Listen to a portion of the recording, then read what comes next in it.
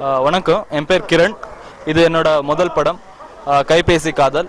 இதுக்கு முன்னாடி நான் மிஸ்ட் கால், சவாரி 2080 எனக்கு கன்னடா படம் பண்ணியிருக்கேன். இது தமிழ் படம், இது என்னோட முதல் படம். இது டைரக்டர் பற்றி பேசணுன்னா திம்மப்பள்ளி சந்து சார். அவங்க கூட 4 வருஷமாக நான் அசிஸ்டண்ட்டாக வேலை பண்ணியிருக்கேன்.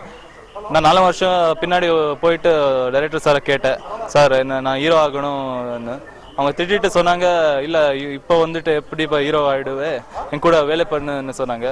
4 வருஷமாக அவங்ககிட்ட வேலை பண்ணிவிட்டு 6 months பேக் போயிட்டு கேட்டேன், சார் இப்போ அது லான்ச் பண்ணலாமேன்னு. அவங்க சொன்னாங்க, வெயிட் பண்ணுப்பா. 3 months பேக் சொன்னாங்க.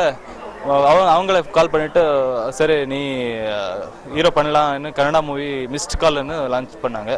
மிஸ்ட் கால் தான் இப்போது கைபேசி காதலாக இருக்குது. இந்த கேரக்டர் பற்றி பேசணுன்னா, நான் ஒரு கேர்லெஸ்ஸான சீரியஸ்லே இல்லாமல் இருக்கிற ஒரு பையன் கேரக்டர் பண்ணுறேன். இவனுக்கு ஒரு மொபைல் கிடைக்கும். அந்த மொபைல் அவன் ரொம்ப லவ் பண்ணுவான். சொல்லணும்னா மொபைல் தான் ஹீரோயின்னு சொல்லலாம்.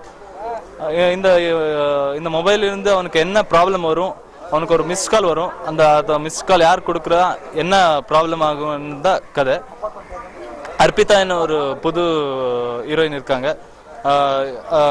அவங்க ரொம்ப இல்லை இருக்காங்க, அவ்வளோதான். இந்த பாட்டை பற்றி பேச ஒரே ஒரு பாட்டு இருக்கு. எதுவுமே இன்சர்ட் பண்ணணும்னு பண்ணல. ஒரே ஒரு சாங் இருக்கு. அந்த சாங் வந்து அஸ்லே மெண்டோக் கன்னடாவில் நல்ல மியூசிக் டைரக்டர், அவங்க இப்போ கம்போஸ் பண்ணியிருக்காங்க. ஒரு லிரிக்ஸ் வந்து யோகராஜ் பட் ரொம்ப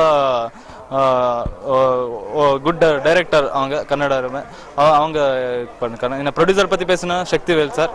அவங்க வந்து எங்கள் டைரக்டர் சார் க்ளோஸ் ஃப்ரெண்ட், ரொம்ப க்ளோஸ் ஃப்ரெண்ட். ரொம்ப நாளாக அவங்க ஃப்ரெண்ட்ஸாக இருக்காங்க. அப்கமிங் ப்ராஜெக்ட்ஸ்ன்னு கன்னடாவில் இருக்கு. அது வந்து கொம்பே ஆட்டா அப்படி ஒரு படம். அது ஒரு த்ரில்லர் படம். அது டிசம்பர் ஸ்டார்ட் ஆகும், ஷூட்டிங் ஸ்டார்ட் ஆகும். அவ்வளோதான். தமிழில் எதுவுமே இல்லை.